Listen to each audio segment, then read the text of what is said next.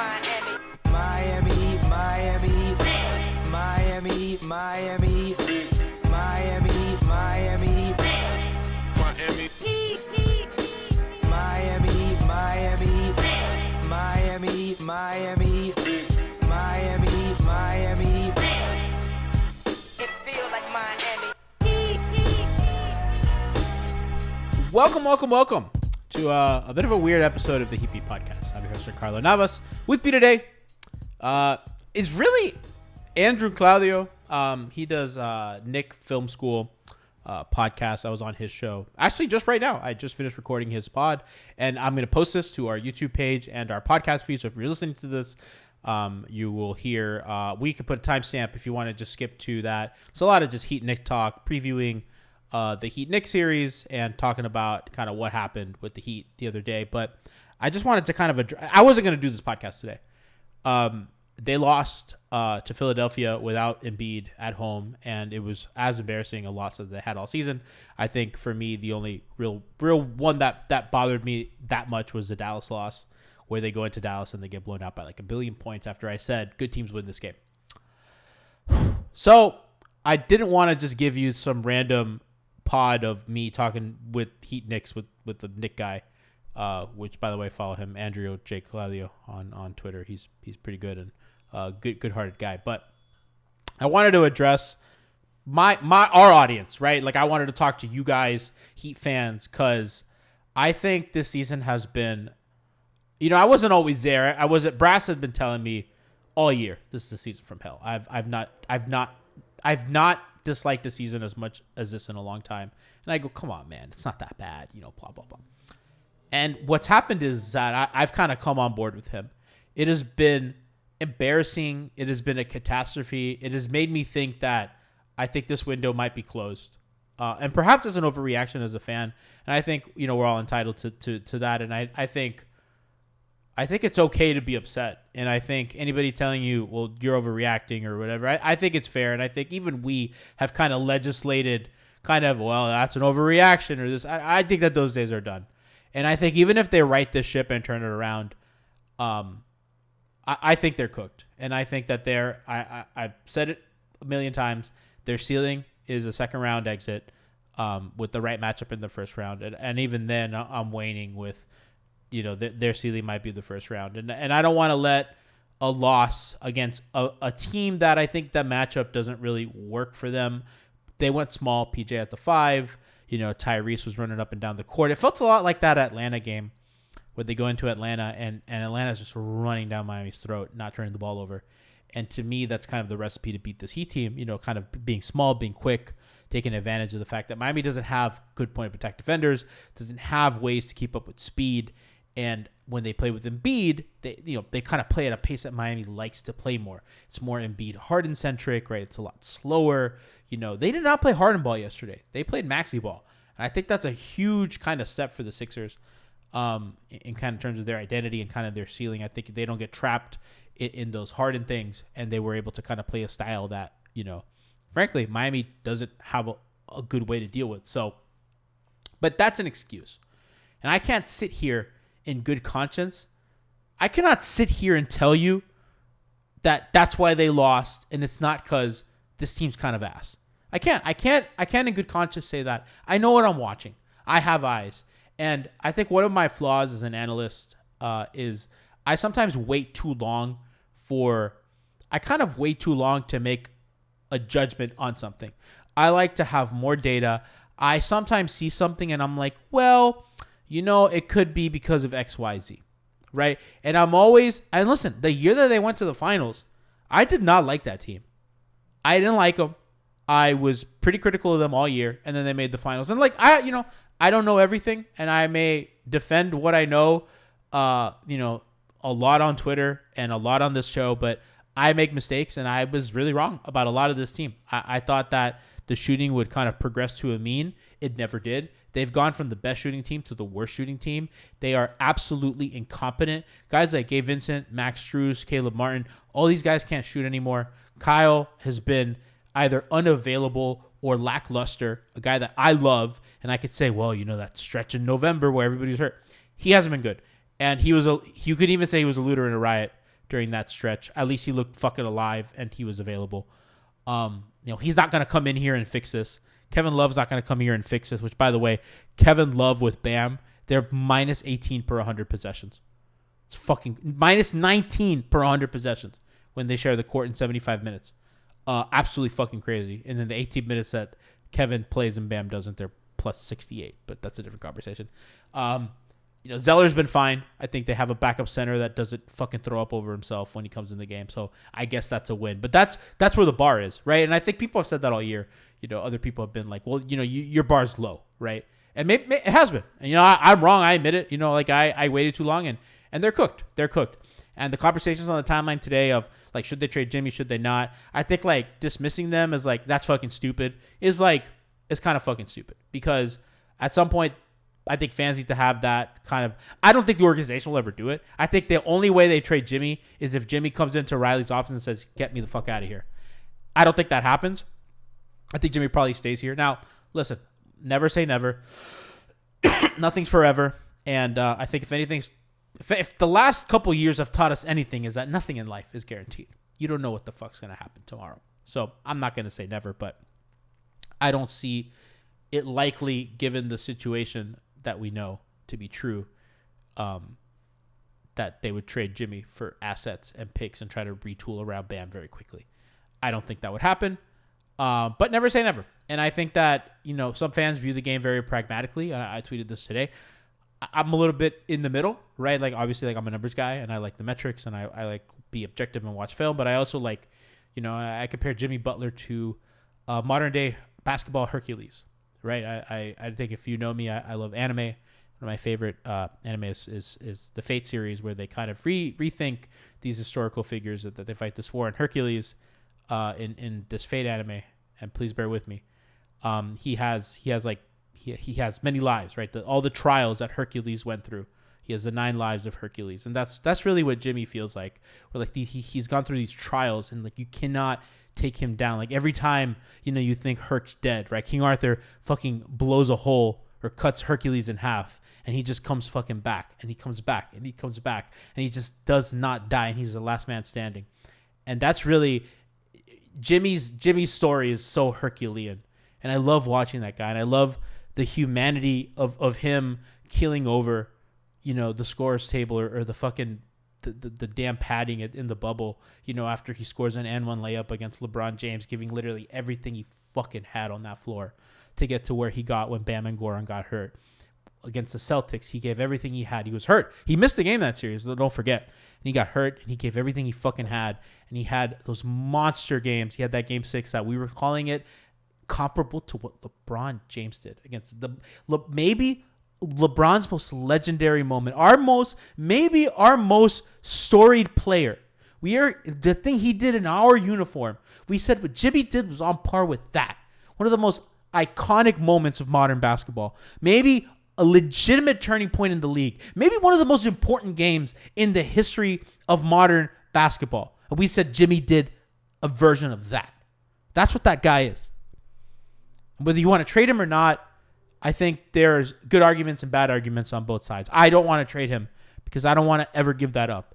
And I think the Heat have been far too pragmatic for far too long. Didn't give Dwayne the contract. I wanted Dwayne to have the Kobe contract. I don't care. I wanted to watch Dwayne Wade only wear a uniform, and they did it. They nickel and fucking dimed him, and he wore a Bulls and a Cavs jersey. That's disgusting. And I don't want that to happen again. I want Jimmy to stay here and retire here, and I don't care how it ends. I will always remember this era so fondly. It wasn't the big 3. Nothing will ever be the big 3. They might not win another championship for another fucking decade. Maybe 2. Some people go a long time never winning. And you could say that's not Miami Heat basketball, and you'd be right. Because they sit in their office and they preach this is about winning. This isn't about a shot away from the finals. This is about parades, champagnes, confetti. That's about that. That's what this organization has always been about. Banners and trophies. Not assets. Not fucking last shot and almost made the finals and you would have gotten your ass kicked by the Warriors. That's not what they preach. So while I hold that, fondly, this era, they should expect better and they should do better. And that goes from down up top at Mickey Arison, who is not paying luxury tax. And again, there'll probably be a tax team next year.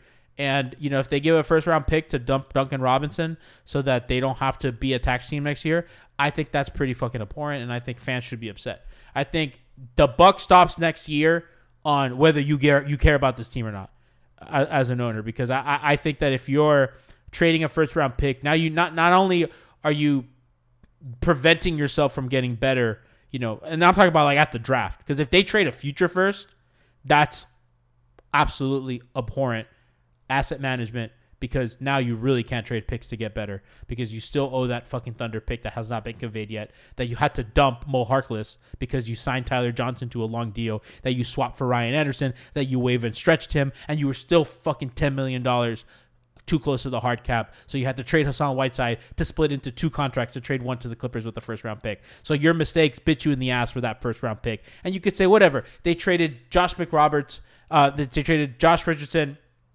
and Hassan Whiteside and a first round pick for Jimmy Butler and Myers Leonard.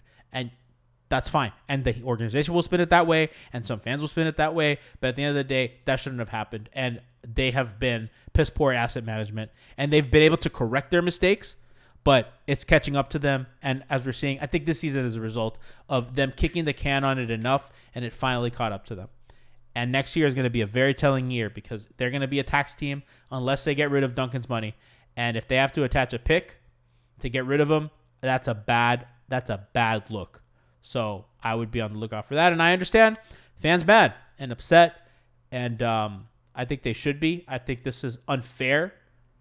If from what we come to expect, and I don't, some of this is on the organization, some of this is on the players too, man. Some of you just got to play better. Like guys got to shoot better. They're getting open shots. Their shot quality is good.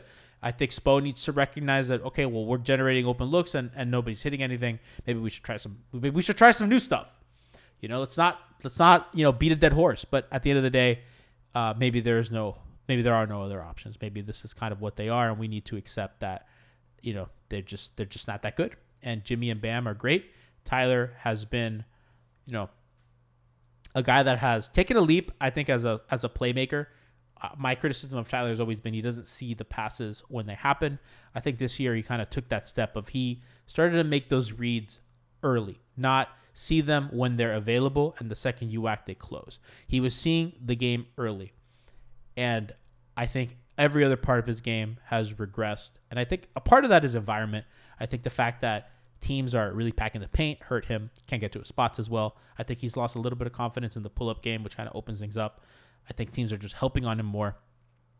He can't naturally create separation for himself, but I think teams are just helping off Max and Gabe and Kyle and shooters more to make his life difficult. And he's not a floor raiser. I think this season kind of showed us he needs conditions around him, and he can excel when the conditions are right. And I like what Chef Truly says. This is not like a purely Tyler Hero thing, and he gives Tyler a lot of shit, but he's like, this is an everybody problem. Right? This is not fair to just single out Tyler, and I agree. I think that he's played not great, and they gave him the big-ass extension. It's not his fault that he took an extension.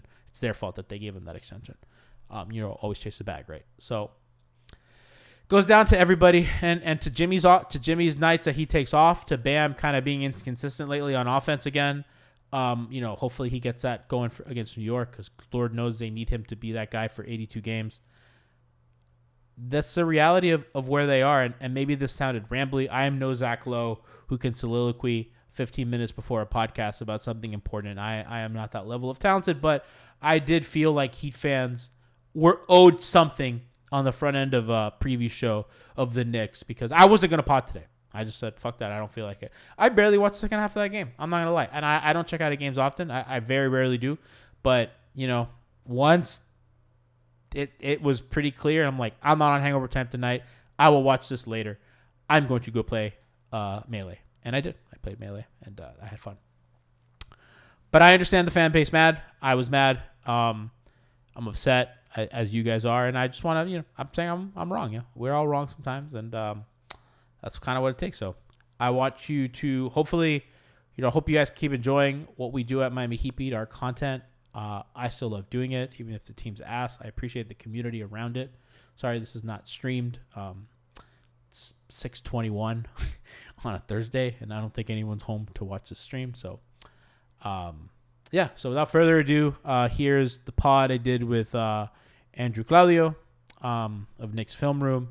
We preview Heat-Knicks. We talk about trading Jimmy. We talk about kind of Heat fans and Knicks fans, and he says some crazy shit about Jalen Brunson that you won't believe the fucking shit he said about Jalen Brunson and all that stuff. And we'll be back next week with Hangover Time, with Heat Beat and all that stuff, pregame and all the programming, but hopefully they kind of start winning some games, so at the very least we can have enjoyable shows, even if we know kind of who they are. So I appreciate our fan base, appreciate the city, and enjoy the content. Joining me now here on the Knicks Film School pregame show, with the Knicks taking their talents down to South Beach to take on the Miami Heat on Friday night.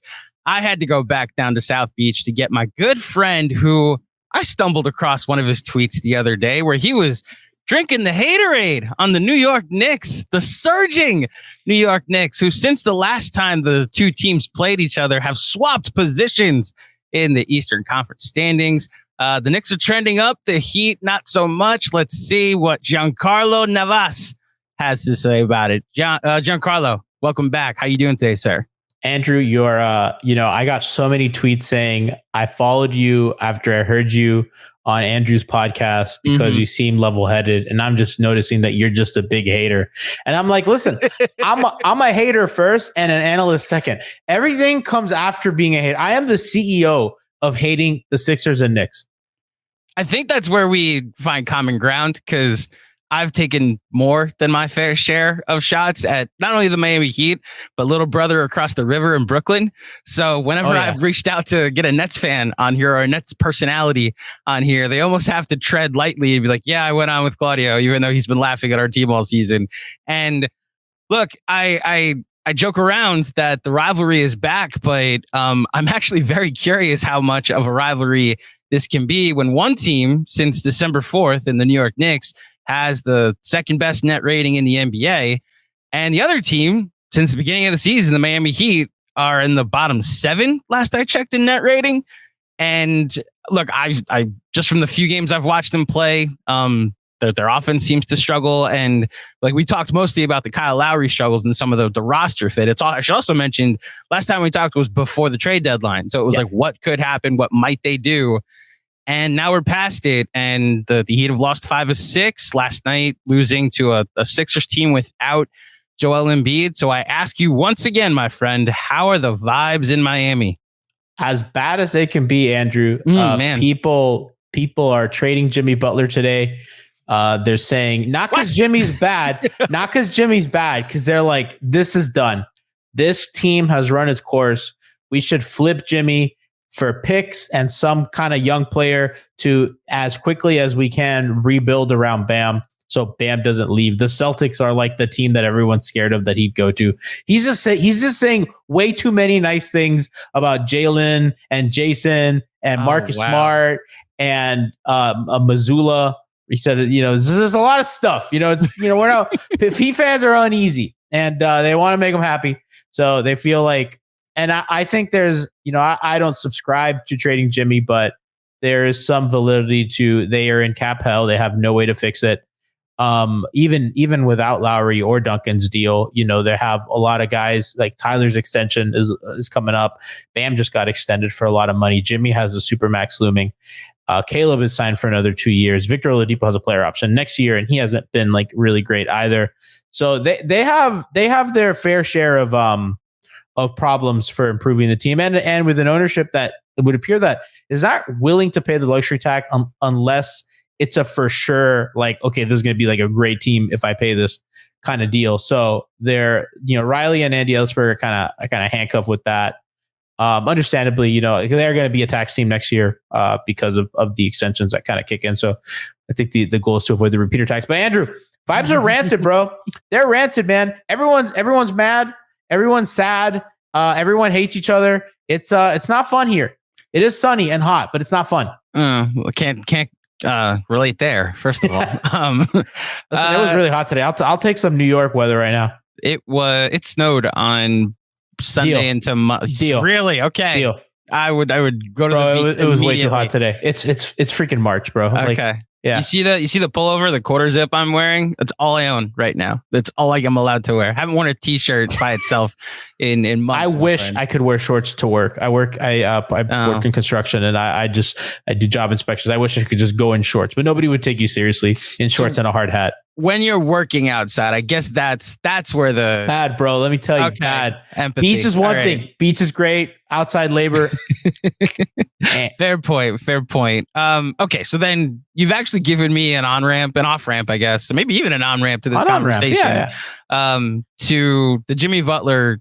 I don't want to trade Jimmy Butler on this pod. I don't want to make that a focal point. Just literally last night, host of our regular pod, John Macri, and I got into it during one of our playback watch parties because we both see the state of the Miami Heat. And while we're respectfully afraid of what they might do in the playoffs if matched up against the team because of the playoff pedigree and what Jimmy Butler becomes in the postseason, we got to talking about whether Jimmy Butler wanted to go play for an old coach of his, Tom Thibodeau, if that were the opportunity were to present itself. And my stance on this was that Pat Riley's not trading anybody to the Knicks. The two teams have made one transaction in their histories, and it was Pat Riley to the Miami Heat. Is that the only one? It's the only time they've ever made a transaction. So funny. It's that trade, I guess it was a 1997 or 1998 first round pick. So that's it, which became Walter McCarty. So it's Walter McCarty for Pat Riley is the only time the Knicks have made a trade with the Miami Heat.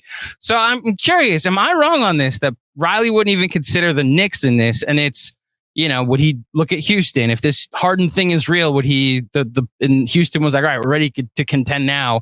Would we go sell off the Nets picks and some of our own for Jimmy Butler? Would there actually be a path where Riley would consider like RJ Barrett and another young player and picks for Jimmy Butler?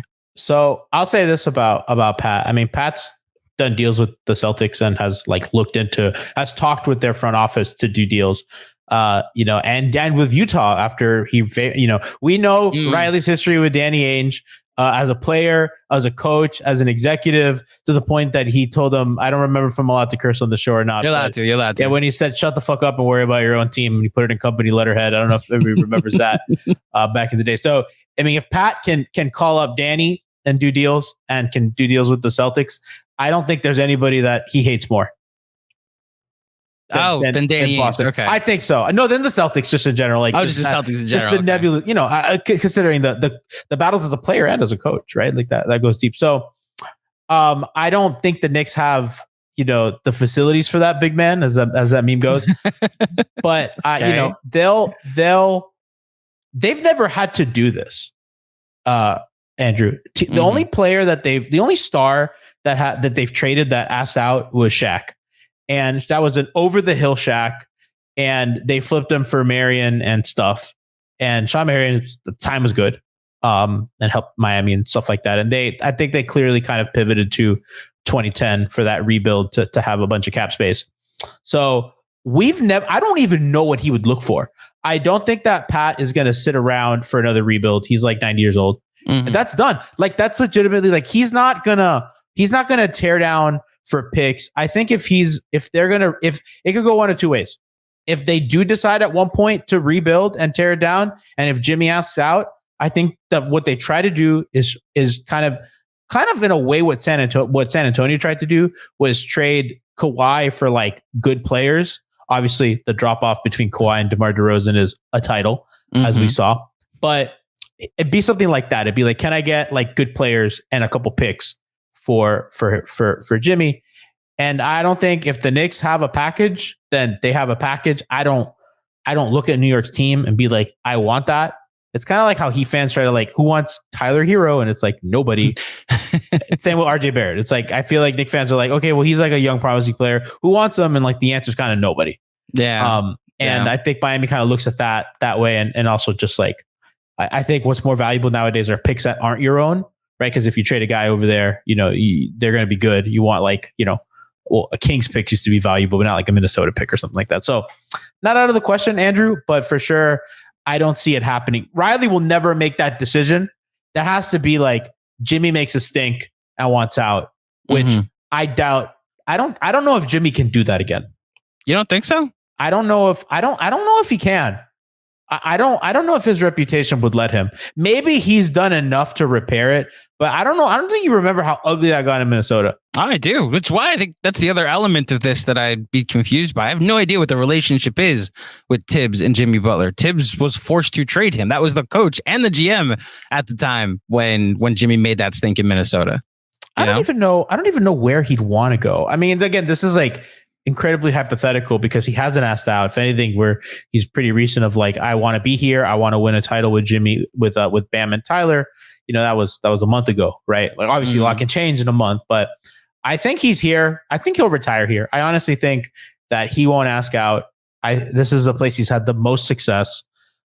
They've made a finals. They were a shot away from the finals. He has a legit 2 young players to kind of grow and kind of help bridge the gap as he ages into Supermax. And also, like, who wants to take a Supermax contract? That's like not an easy thing to move. And if you're Miami, you might just eat that instead of like having to give stuff up. Like Westbrook, people have had to give stuff up with Westbrook, and not that Jimmy's Westbrook, but like, you know, that's not going to look good in a couple of years. So there's that element as well. Well, thank you for entertaining that conversation with me. As someone who has had players that I've liked be talked about as like, oh, they should trade this, they should trade that. Now, granted, it's not to the extent where any of these players have led me to an NBA finals and a conference finals. But look, as far as the vibes in Miami are concerned, you are well known as a Kyle Lowry apologist. Lifer, if you will. Well, look, the Kyle Lowry lifer. Wow, it's that deep, huh? My favorite player, man. Okay. Well, the fact that he's been out for a while and people have had to redirect their ire and their frustration at kind of everybody else on the team. If you had to pinpoint a player, a coach, a thing that is being given the same energy that Kyle Lowry was being given during this stretch without Kyle, who would it be, or what would it be? You know, Andrew, Heat Twitter has become very agenda oriented, and I haven't liked that about the fan base this year. And can I stop you for a second? I think you could take the word heat out of that. Twitter probably just NBA Twitter. Yeah, NBA Twitter, agenda centric, and it's like, how can I cape for my guy? Mm-hmm. Right, and it's like, you know, like some people liked Gabe Vincent, like one of my co-hosts. She doesn't do this. Siobhan Beslow, one of like the smartest people. Happy International Women's Month, yes. Or Women's Month. Yeah, Siobhan does played professionally in other countries. She's like a legit hooper, knows the game, loves Gabe Vincent, everything he brings. And it's not like Bond is like tearing Kyle down to bring Gabe up. But people are doing stuff like that. Like people that like Gabe Vincent will be like, Gabe has to start, Kyle sucks ass. And then when now they're losing with Gabe as a starter, they kind of redirect, well, why is Tyler's production really bad since the turn of the year? Or like, you know, it's never like accountability for like your own guy. Like, you know, I have to be here and like Kyle played like shit. And I have to be like, man, listen, you know, it's not looking good, man. You know, like my guy's a little thick coming off a hamstring injury. You know, it doesn't like, you know, sometimes you got to eat your vegetables, but there's not one guy that has like gotten it. Kyle was the easy target because Duncan was it last year. Duncan was the guy last year that got nailed, but now Duncan's out of the rotation, so you can't really blame him. And then Kyle was the guy playing with the bloated contract and not playing well. And everybody was just mad at him, and then all his lineup data was bad. Now Gabe's lineup data is like going to hell because like he's obviously not like a real starting point guard in the NBA. And now everyone's like kind of confused. And it's just like some people are like, well, Oladipo's been bad. Other people are like, I told you Gabe sucks. Other people's like, why is Max skating? Max Strus. Other people are like, you know, Bam hasn't been the same guy since All-Star break. So everybody is like all over the place in kind of like their own little take hill. And that's kind of what it's like right now, which is why the vibes are so rancid. I can imagine this, obviously not same one-to-one comparisons here, but it's like 2 years ago when the Knicks had that 4 seed season, right? Yeah. Elfrid Payton started the majority of the games and no one could understand it. It was just like a thing Tibbs was comfortable with. He would end up sitting the rest of the like basically Derrick Rose would come in with like 8 minutes left, with like 2 minutes left in the first quarter, and then sit the rest of the first half. Then he'd come in with 4 minutes left in the third quarter and play the rest of the second half. And it was like, this is a 17-minute player that you refuse to sit. And the lineup data says he's been so detrimental in those 17 minutes that every time Derrick Rose comes in, it's to play from behind with this bench unit. And everybody directed their ire and hatred at Elfrid Payton to the point where I actually felt bad for him.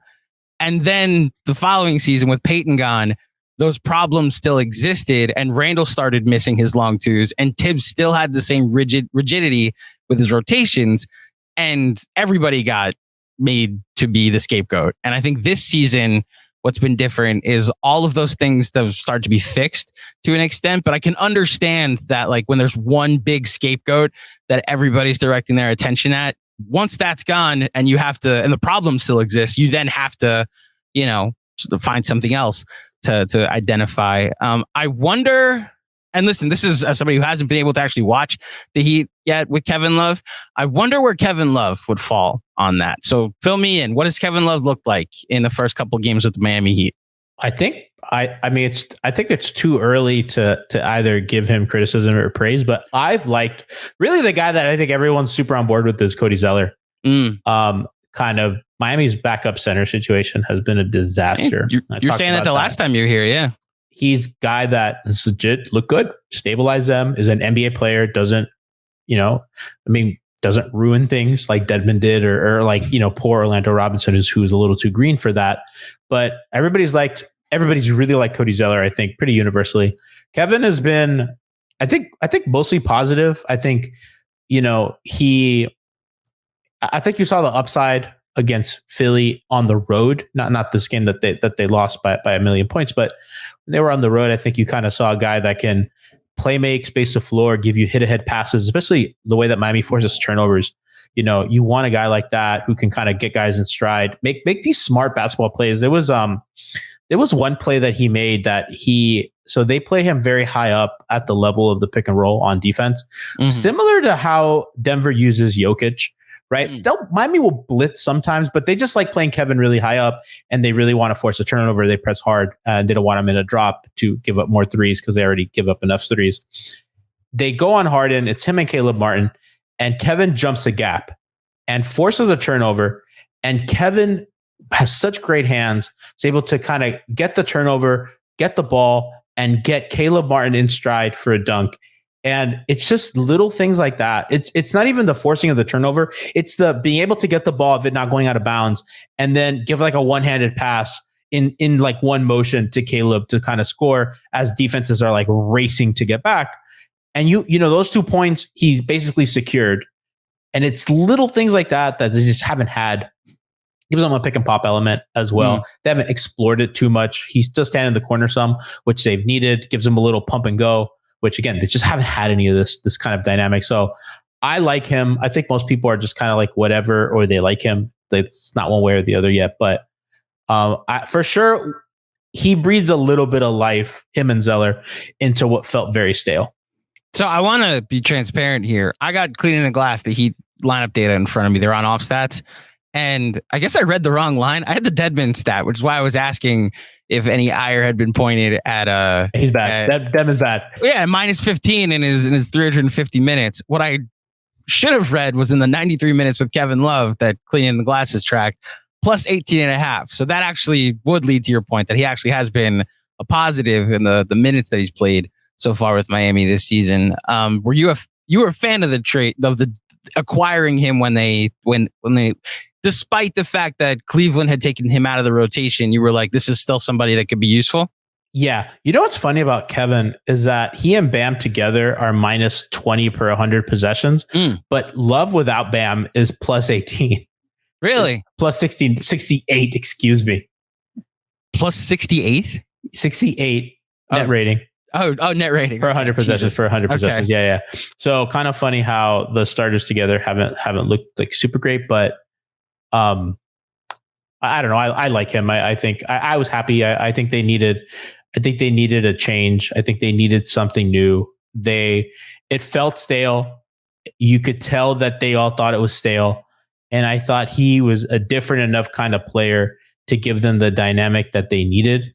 So I was a fan. I mean, it was also like the best move that they could have made. Like, I don't think Nerlens Noel changes your life or whatever. Like, I think Zeller and Love were like the two correct moves to make, and they traded Dedmon with the second round pick to make the cap space to do that, so that they can get under the tax, not the cap space, but to get under the tax. So not the most exciting thing in the world, but certainly. No, but listen, you're you're talking to someone in Knicks land where like how many minutes Jericho Sims plays is like some of the more. He played well against Miami. I remember you were just like, I don't know about this guy, and I'm like, I was watching, and I was like, fucking Andrew, bro. Yeah. Well, so he's a second year player that was taken 57th overall, so he's gonna have moments. He's clearly earned a rotation spot. I felt bamboozled. I was like, I can't believe Andrew just sat there and lied to me like a sucker. All his whole audience is like, look at this guy, believe in him. Listen, here's the thing about the Jericho Simses of the world, the Deuce McBrides of the world. The Knicks have found something, guys that can play in NBA rotations in the second round, which is like value in the margins. So very good teams do, right? They are also second round picks. So there's going to be a game like you saw where he looked great and was an impact on winning. Then there are other games where you're reminded why he was taken 57th overall or 58th overall, one of the last four picks. Mitchell Robinson is back, though, and Sims is out of the rotation. And since Josh Hart came, Deuce McBride is out of the rotation, although Mitch was a second-round pick. So that's another found value in the late in the draft. With the positivity that you seem to be seeing with the two new additions, Zeller and Kevin Love, and with... Look, I saw your tweet earlier about anybody. They're by the way, they're 1-3 since the deadline. They are, but can't be too positive. The lineup data, there's inklings of a positive upswing on the horizon, right? So this is me trying to make some lemonade. Don't worry. With the chance of positivity, where are you right now? Do you think there is another run in this team? You're 33-30 in the play-in. Do you see another run up? I was mentioning that on Twitter earlier today.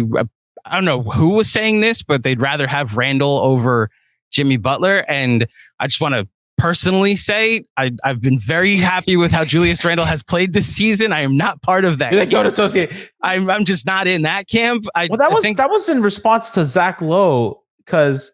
Oh, I didn't hear this. What did he say? He didn't say the Randall thing specifically, but he was like, he just thought New York was better than Miami. And I'm like, Miami's going through a bit of a downswing right now. Like, they're this is the worst stretch of their season right now. And I know New York's kind of playing well, but I think, Andrew, I mean, if we're being real, like if Miami and New York were to play in a 7-game series, like I think we know how this ends.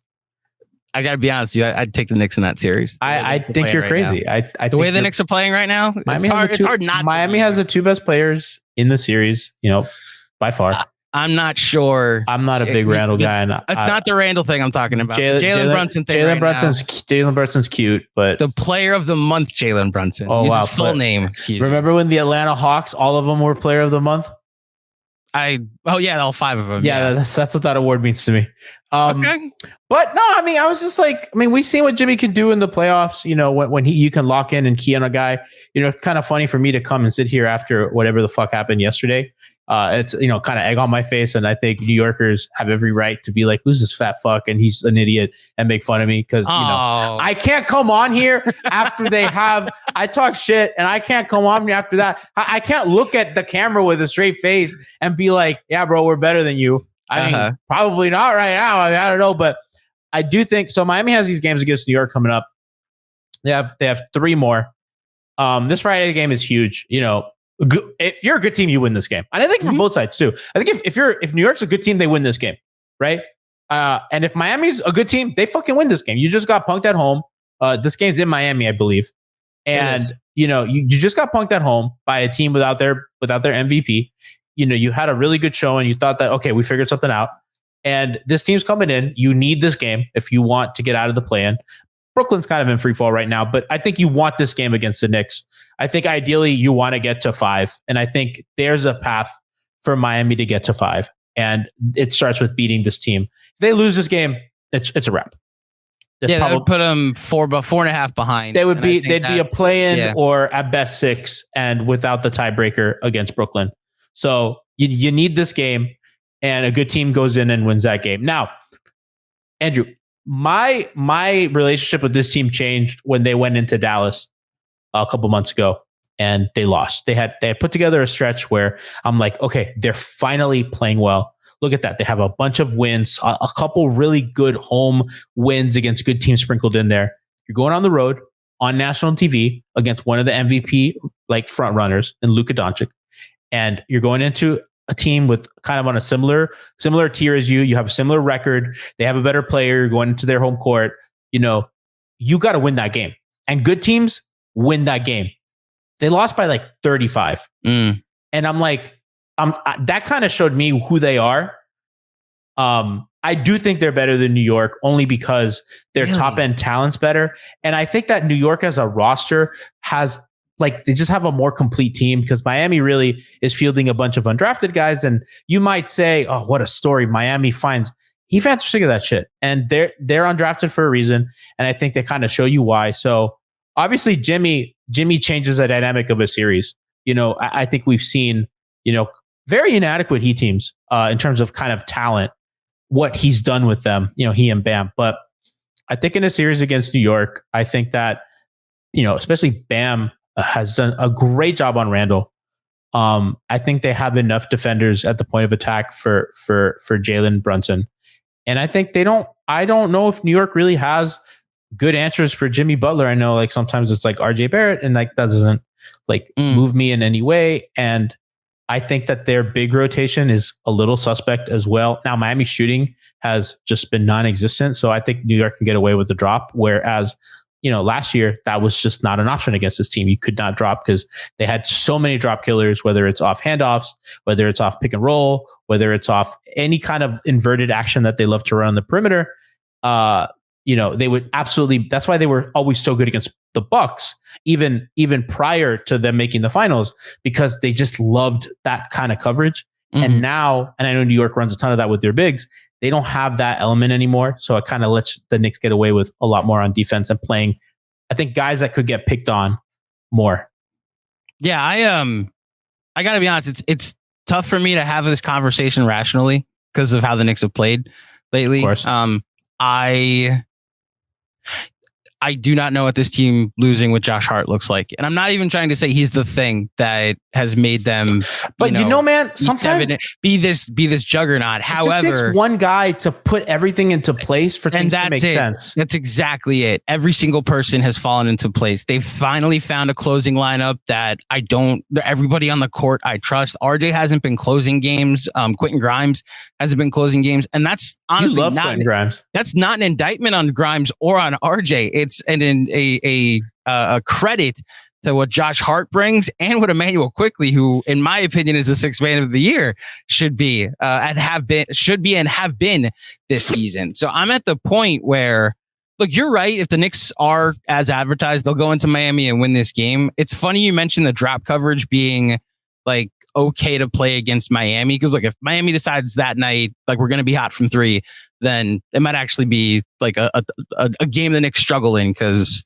that it plays right into the Knicks' strengths how poorly the Heat shoot.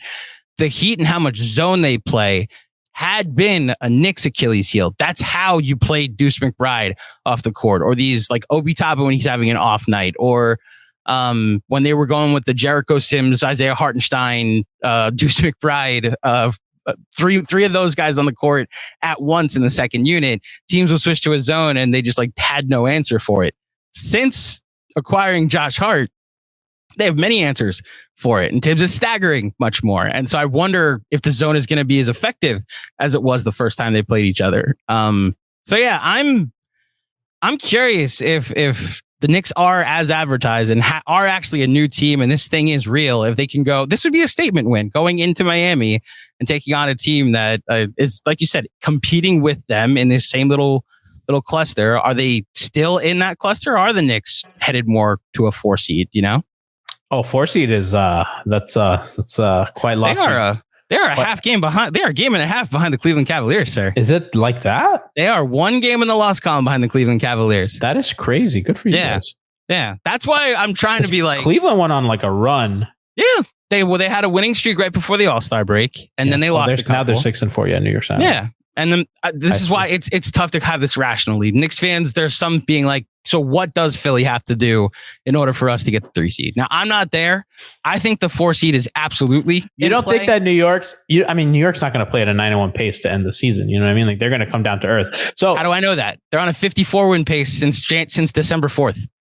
Let me tell you a little something about Hart's numbers, because I was just looking at them because they were a little jarring. When he's on the court, the Knicks are plus 26 net rating ridiculous. for 100 possessions. Yeah, 134 offensive rating. The thing that I look at is, opponent 3-point percentage is 29%. That is a little random. Mm-hmm. And so before that, it's about 35%, about 36%. It's the 29%. I think that will come to earth a bit. They're shooting 42%, 41-ish percent from 3 themselves, as opposed to 34 without Josh Hart. So basically, before Josh Hart got there, they were 34%, almost 35% from 3. Pretty bad. And to go a step further, when he showed up, he was like a 32% 3-point shooter, and he's been Klay Thompson since then, since being here. I don't think he's that. I do think a regression is coming. I also think he has other ways to beat you than being Klay for sure. Thompson, I'm looking at like how real is that? How sustainable? Not how real. I don't want to do that to I want to be impartial here, but how sustainable is kind of the play that they're doing? And I look at, okay, well, I think opponents will shoot a little bit better from 3. And I think that they will probably shoot a little bit worse because they don't become the best 3-point shooting team because Josh Hart arrived. They're kind of going through a hot stretch. So that's kind of where I'd be with them. So let me counterpoint the game on Monday against Boston. Now, granted, Boston didn't have Jaylen Brown, although you're a numbers guy. The advanced stats on Jaylen Brown do not like him, and the on-off also doesn't like him either. Not saying that that's not a factor in why the Knicks won that game. But in that game, Boston made an effort to play zone and to switch and to double Jalen Brunson as often as possible and double Julius Randle as often as possible. Brunson, Randle, RJ all had off night shooting, and the Knicks still won by 15. We're up by double digits the entire game. And, for sure. And that's the game that I was like, oh, maybe this is more sustainable than I thought, because that was the off night we were all waiting for, to see how they respond. And against the best team in the NBA, record-wise, they responded extremely well. So that's where, I don't know. You're right, though. I am very curious against the Miami Heat team that you have the chance to put a nail in a coffin here. They do. Go into Miami and do it. And that will tell me a lot. I don't know. I don't know the Knicks road record. Are they a good road One team? of the best in the NBA. They have the second most road wins in the NBA. Fascinating. Okay, well, yeah.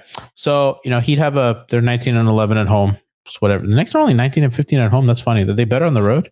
So they are better on the road. That's so funny. Again, second most road wins in the NBA. It was actually a problem for a while that they couldn't. Yeah. Well, that's usually kind of the knock on teams like that. Like, especially with the Garden. Everybody wants to come in and put on a show, Yeah. That must suck for you guys. No, I mean, a little bit. We're starting to get the Saturday night bump. Like, who'd they play this weekend? Well, they played New Orleans on Saturday night. And by the second quarter, we do a betting segment called Betting and Sweating. Shout out Walt Clyde Frazier. And I took an alternate line and was like, I'll take Knicks minus 10.5. Like, this, there's no way this is a close game. Like, I've talked to Mason Ginsberg, who covers the Pelicans, Mason. And he was like, yeah, this is not a good Pelicans team. This is you might look at their Pythagorean. Zion left. You literally just have to look at January 2nd when Zion went down. They're the 4th worst team in the NBA. I know that they've had other injuries, but it's crazy. Like they just nose dive. Yeah. But yeah. So, well, I was this is usually when I give my guest the floor to see if he has questions or if they have any thoughts about the Knicks. But I think I know most of your thoughts about the Knicks. Do you have any, like, how much have you paid attention to this winning streak and what they've been since the break? Or, I mean, I know Zach Lowe, again, made a take and you reacted to it, but how are you feeling about New York coming into this game on Friday? Listen, they have, they've had some cute little results. I can't, they beat Miami. I think that started the streak, didn't it? That was because they lost to the Clippers right after. Right. Yeah, they have a Philly win, where Embiid played, and Harden. The two of that those. Clipper game, by the way, was close. Batum hit a 3 to tie it to send it into overtime. They're a rebound away from being, I believe it's 12-1 in their last 13. So in this stretch, you have 2 Philly wins and a Boston win without Jalen. So, some bad teams, Atlanta, the Pelicans, Washington, Brooklyn, Utah, which is kind of really taking a hit. Orlando, which is a sneaky hard team to beat, by the way. I think a win against Orlando, I think people kind of look at that and yawn, but I think that's a good team. And I think that they don't have the NBA experience, but that's not a game that you can just roll over. Like you can't sleepwalk through that game.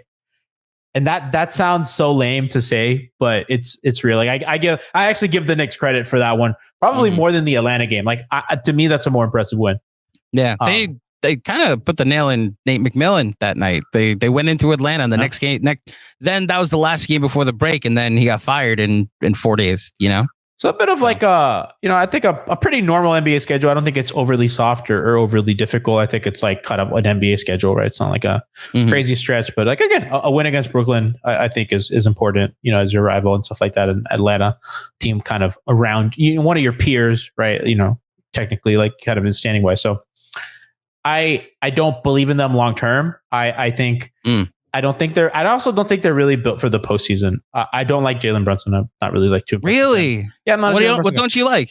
I'm not like a fan of him defensively. I think that he's a good player. Like I don't think he's bad, but I'm okay with not having him. And I think that he's a regular season guy.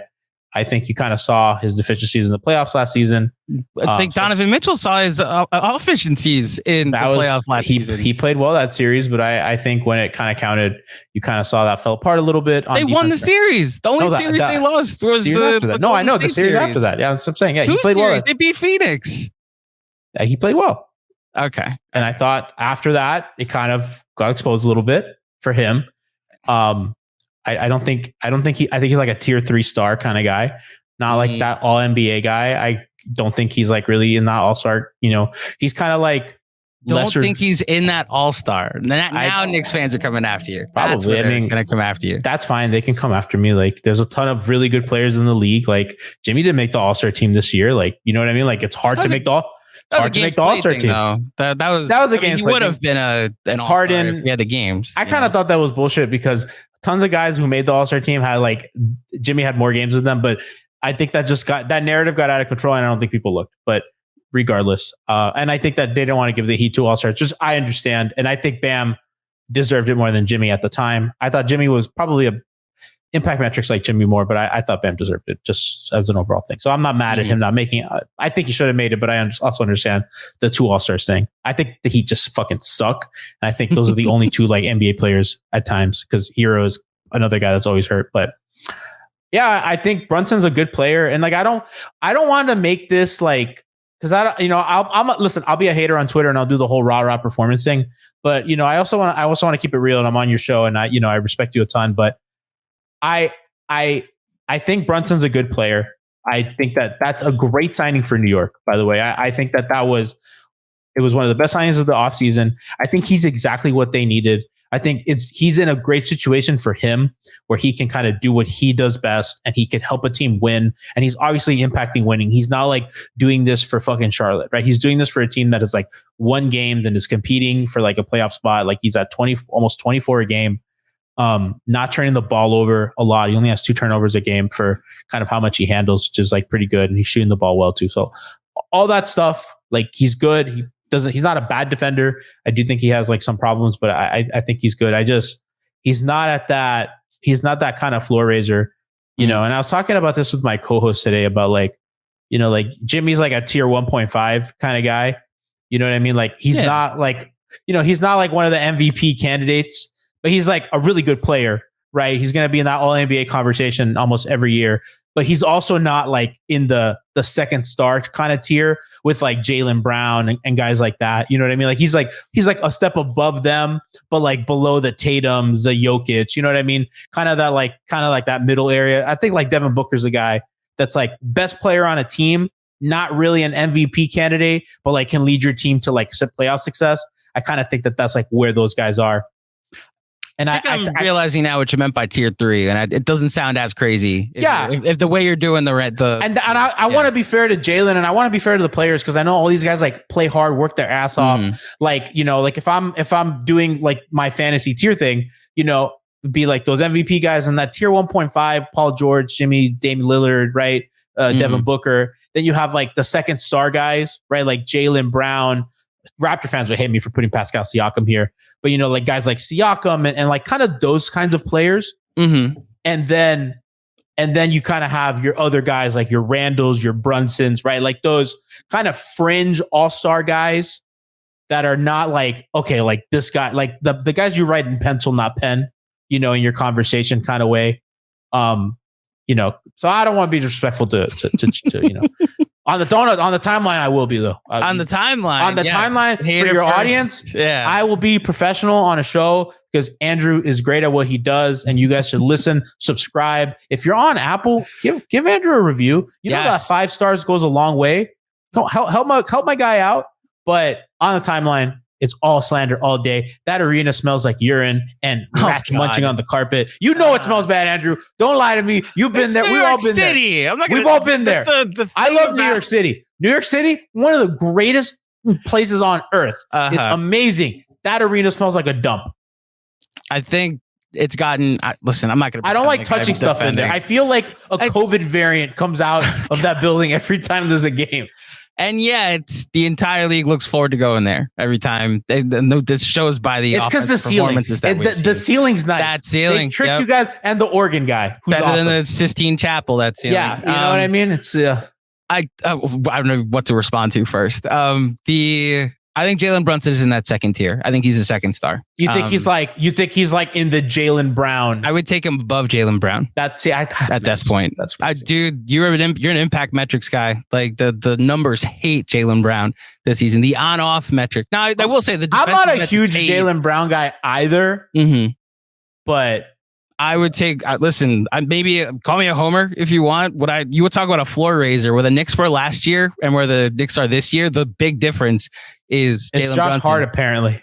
Well, I would say it's Jalen Brunson, but you might be on to something that his college teammate Josh Hart might actually have something to do with it. However, Julius Randle made the All-Star team because the Knicks acquired Jalen Brunson, and Randle didn't have to do everything. And there's more gravity on the other side of the court instead of solely focusing on him. Okay, I'm gonna. Can I ask? Then you go to his clutch stats, and it's night and day. It's only De'Aaron Fox has more clutch points. Yeah, what's up? Okay, so would you take Brunson over De'Aaron Fox? Not who you want on the Knicks, but who do you think's better? Who do I think's better? Yeah, I think it's about the same at this point this year. Do you think Brunson or Karl Anthony Towns? Oh, give me. There's a non-calculatable, if that's a word, dog in him. DIH? Yeah.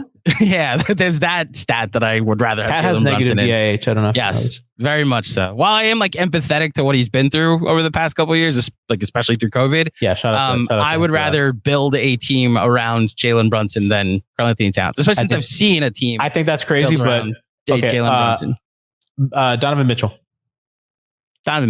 But I will say Jalen Brunson in a series against Donovan Mitchell, I will get his points. As Trae Young last year in the playoffs. Trae Young or Jalen Brunson? I can't answer that question. Oh, that's right. Yeah, I forgot. We'll skip that. Yeah. Bradley Beal or Jalen Brunson? I don't think Bradley Beal's Jalen Brunson. At this point in their careers, Jalen Brunson. Yeah. Pascal Siakam or Jalen Brunson? Pascal Siakam. But that's a different the height Brunson. of Shai Gilgeous-Alexander. Yeah. Come on, bro. Probably SGA. Come on. There's something to what Jalen Brunson has done for See, here's the thing I'm trying to do in my head is if the Knicks had traded for SGA before the season instead of acquiring Jalen Brunson, would I have the same feelings I have right now for Jalen Brunson? Yeah, you'd probably be saying SGA should be MVP. I probably would be. He's so fucking good. Which is why I'd probably lean SGA. But my point is, it's not like it's the way Paul he's played this George season. Paul George. Here's where I'm going to really upset you. Give me Jalen Brunson. I'm not because I'm also factoring in the contract and the age and how I'm just asking who's better. I just want to know who's better. I don't want contract. But there's more to that conversation than just like availability matters. He's missed 2 games. Availability is fine. If you want to include availability, that's totally fair. But I just mean this year, regardless of contract, who you think is better. And you've already said he's better than Jimmy and Bam. So I would say he's better than Jimmy and Bam. I do think you did the playoff argument that they have the best 2 players. And you said no. And so I think Jalen Brunson would be at the end of that series. We'd be like, wow, Jalen Brunson led the Knicks to a victory over the Heat. Like that's where I think that's how I think that series would go. I think so. You have Knicks him above Jimmy. So you have him. I won't put words in your mouth. I won't put words in your mouth. Is he better than Bam? Bam's really good. That's the tough part. Bam's put it together on offense too. And that's the thing that we noticed the last time they played each other is like, oh, this is Kevin Garnett down the stretch. Got it. So we call him unstoppable. Adrice Garnett. Yeah, kind of unstoppable down the stretch. I think they're all in the same tier. I think Randall, like, what a cop out. It's less of a cop because I don't think it matters if the Heat have the two best players in this sense. Because I just wanted to know where you're at with Jalen Brunson. I wanted to pinpoint. I think he should make an All NBA team. That's where I am right now. I think he's the most improved player of the year. Yes, I think he's the most improved player of the year. Luka. I think he's it helps that he's the Steph. Get out of here with the games played, by the way. Steph, Luka. Then you have like Booker, Shai. Games played matters, especially since SGA is about to miss the rest of the season because Sam Presti hates when his players play games. That is funny. You know, Harden. I'm going back to games played, especially since the Knicks are about to catch the Sixers in the standings. Well, Harden's been available. He started off slow, but he's been available ever since. He's been very good and impact man. He has been very good. That's why it's tough to split hairs here. So he's not like James Harden, but he's been some sort of facsimile of himself. Mm-hmm. No, I just wanted to get where your head was at with Jalen Brunson, see where Knicks fans feel about him. I think that's crazy, but I'm happy that y'all have a guy to be crazy. I'm happy for you. I'm happy, as a peer, as someone I respect in the industry. I'm happy that you have this. I'm very happy as well that you don't have this, and that you guys are way happier than we are trending the other direction. I will say this though: if the Heat were having the season the Knicks were having, Heat fans would be still fucking pissed. Oh, really? They'd be pissed. They'd say, if the Heat were 37-37. They say this is pitiful and an embarrassment. We should be a top 3 seed. I think if they had the season New York had, maybe if they traded for like a Josh Hart, they might talk themselves into it. But I think we've talked about this like on our show and on Twitter. The Knicks fans are celebrating what Heat fans would call a failure of a season. So that's the nuts part, especially since the context of what the Knicks have been since December 4th. I think that it changes what the season looks like. I think that the Knicks, even if they have regular season success, I think that we know that they don't have championship equity. Championship equity is different than playoff run equity. I think that's the hairs that we're. I don't think they can win 2 series. I don't think they can either. I don't think they can. And for the record, I don't think Miami can either. Like, I don't want to come off as like some dumbass homer. Like I've been saying on my pod, I was like, if the Heat can win a series and they can only win series against, I think, the Sixers and the Cavs. And the only reason I picked the Cavs is because they might get like hit with like playoff inexperience because a lot of those guys have never been in that situation and all the Heat guys have. Philly, because I just like the matchup. And I know it's funny saying what happened the other day, but I also saw what happened in Philadelphia and I've seen this team do that to beat a lot. So, and I wouldn't even pick them in either of those series, by the way. I would pick the other teams, but I think that if there is a scenario, but I think New York is like, they need the correct first round matchup like Miami does. And I just don't see them going. I don't think they can win another one. And that is where Heat fans are mad because I think we all know the reality of this ends best case scenario in round 2. And that's a fucking failure for what this should have been. So then Knicks fans that's the difference. Yeah. And they're throwing confetti, rightfully so, because and not to I so badly want to shit on them, but I'm on your show and I also I want to be serious. I want to be serious too. They've been the best team in the NBA for the past 3 months. It's felt like. Well, no, it's like fans should be excited and happy because the Knicks haven't done anything in a long time. They have one playoff series win in 25 years or some shit, right? So it's like that matters, bro. That, they have I think Knicks fans have something legit. Wow, our team's competent. It's good. It's winning games against good opponents. We're winning road games, right? We have 2 guys that whether I think about Jalen Brunson or not, whatever I think is relevant, he's a guy that New Yorkers can fucking get behind. They're I love that guy. Oh, yeah. That fucking guy is better than your guy. And you believe it. And that matters. Like at the end of the day, like this is sports and we're supposed to have fun and enjoy it. And it was my thing with the Jimmy trading Jimmy thing. It's like, yeah, like we can be pragmatic about sports and be like, yeah, probably like this has run its course and they probably can't win a title given their cap sense, like given their cap and all that stuff. But, you know, I don't want to be pragmatic about the things I love. And like, I get to watch like legitimate, like basketball Hercules every night, like do this like true, like, you know, this fire of the human spirit kind of thing. And I don't want to get rid of that. And I think for New Yorkers, it's the same thing. Like, man, it doesn't matter. Like if we just like flame out in the second round, like you guys have like something to be happy and proud of. And I don't think as much as I want to shit on it and I will on the timeline, don't tell anybody, but you know, in like, you know, in an honest setting, I think that you should be happy and proud.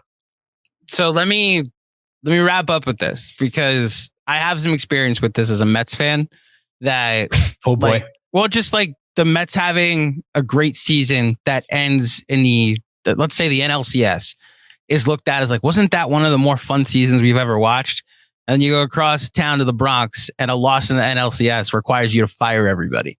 You know, 30 games up in 500, over 500 in September, and every Yankee fan is miserable because fill in the blank. And I think there's some of that with what you're saying, that the Heat would be miserable if they were 37-27, even playing as well as the Knicks are right now, which is trending upwards, with a path to the 4 seed, right?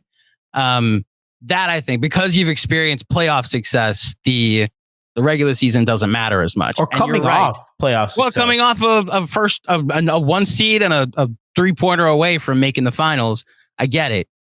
And this is where I think you're right in that Knicks fans don't know how to behave right now. So there is some Eastern Conference Finals, like here we come stuff going on.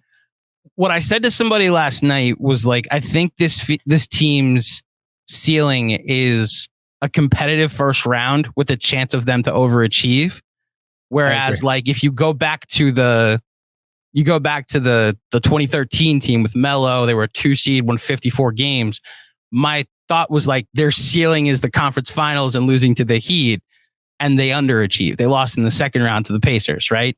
So those are the differences. This team is clearly trending upward. The oldest player in the rotation is 28. Whatever tier you have Jalen Brunson and Julius Randle. 28? Randle is 28 years old. Holy shit. Josh Hart turns 28 next Monday. 28 or 27 next Monday. That's the thing. They pivoted away from the Derrick Roses and the Evan Fourniers and the Taj Gibsons and the Alec Burkses of the world. And this is a young team with controllable contracts that might be able to put some sustained success together, you know? And they have contracts that they can move. Yeah.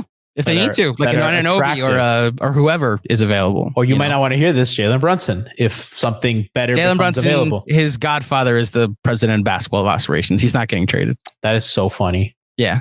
And I got to be honest, I kind of want to be successful with Jalen Brunson going forward. I love that. And I think that is something that we don't talk about enough in sports, that I want to be successful with this guy.